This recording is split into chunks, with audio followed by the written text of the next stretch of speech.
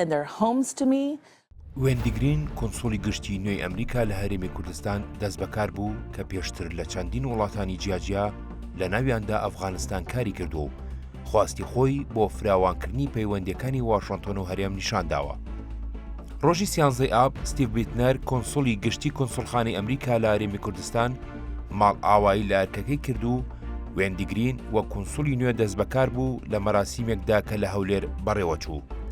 وێندی گرین دیبلۆماتکاری باڵای ئەمریکا پێشتر لە چەندین وڵات کاری کردووە پێشەوەی بە کۆنسۆلی نوێی گشتی ئەمریکا لە هەرێمی کوردستان دەستنیشان بکرێت.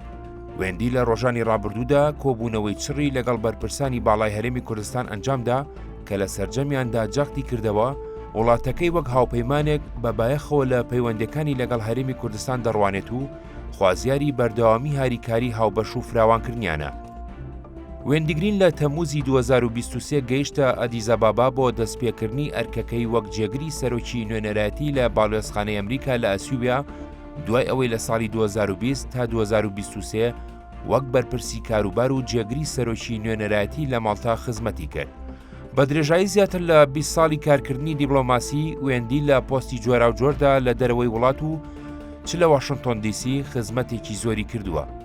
وێندی لە ساڵی 2014 تا 2017 وەک سەرۆکی خزمەتگوزاری کۆنسڵگەری لە کۆنسڵخانەی گشتی ئەمریکا لە دووبەی کاری کردووە کە هەروەها سەرپەرشتی خزمەتگوزاری ڤیزەی ئەمریکا بۆ ئێران دەکات.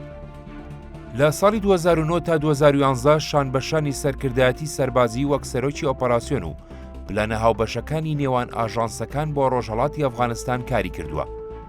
ئەرکەکانی دیکەی لە دەرەوەی وڵات بریتین لە پاراماریبۆ، سورینام، ئەمستردام لە هۆڵندا و پریتۆریای باشووری ئەفریقا.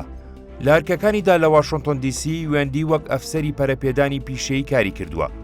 ڕاهێنەرایەتی و ڕاوێژکاری ئەفسەرانی سیاسی ئاستی ناوەڕاستی خزمەتگوزاری دەرەوە بووە.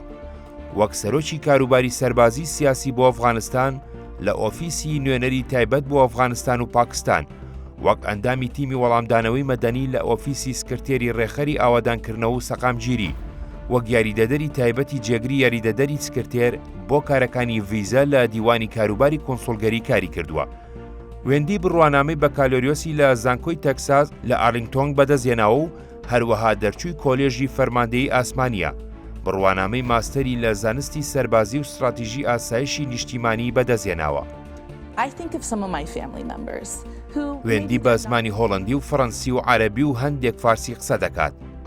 لە شاری سان ئەنتۆنیۆ لە ویلایەتی تەکساس لەدایک بووە.